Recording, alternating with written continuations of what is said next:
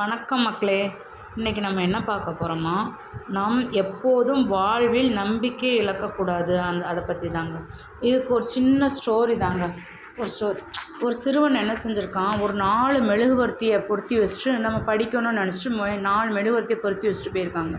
அப்போ 4 மெழுகுவர்த்தியை பொருத்தி வச்சுட்டு அவன் உள்ளே போயிருக்கான். அப்போ அந்த மெழுகுவர்த்தி என்ன செஞ்சுருக்கு, அந்த அமைதிங்கிற ஒரு மெழுகுவர்த்தி ஃபஸ்ட்டு ஒரு அமைதிங்கிற மெழுகுவர்த்தி காற்று ரொம்ப வீசினோடனே அந்த காற்று, ஐயோ காற்று ரொம்ப அடிக்குதே ஆங்கிற பயத்துலேயே அந்த அமைதிங்கிற மெழுகுவர்த்தி அணைஞ்சு போச்சு.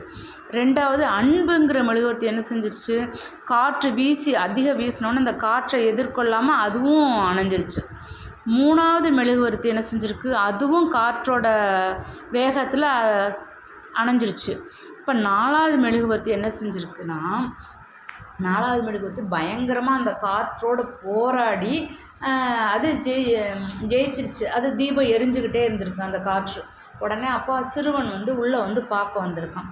சிறுவன் உள்ளே பார்க்க வந்தோடனே, அடாடா நம்ம 4 மெழுகுவர்த்தி பொருத்தி வச்சோமே, 4 மெழுகுவர்த்தியில் 3 மெழுகுவர்த்தி அணைஞ்சிருச்சே அப்படின்னு சொல்லி கவலைப்பட்டுக்கிட்டு இருக்கான். அப்போ சிறுவன் சொல்லியிருக்கான், அப்போ மெழுகுவர்த்தி சொல்லியிருக்கு, அந்த மெழுகு சொல்லியிருக்கு, நான் இருக்கிறவங்களை கவலைப்படாத, நான் எரிஞ்சுக்கிட்டு தானே இருக்கிறேன், என்னை வச்சு மீதி 3 மெழுகுவர்த்தியை பொருத்தி வைன்னு இருக்கான். ஆமாம், அடடா நீ யார் அப்படின்னு சொல்லி கேட்டிருக்கான். அப்போ அந்த மெழுகுவர்த்தி சொல்லியிருக்கு, நான் தான் நம்பிக்கை அப்படின்னு சொல்லியிருக்கான். அப்போ தான் அவன் என்னென்ன சொல்லியிருக்கான், நம்ம வாழ்வில் எப்போதும் நம்ம வாழ்வில் எப்போதுமே நம்பிக்கையை இழக்கவே கூடாது. நம்பிக்கை தான் நம்ம வாழ்க்கையின் முதல் வெற்றிப்படி.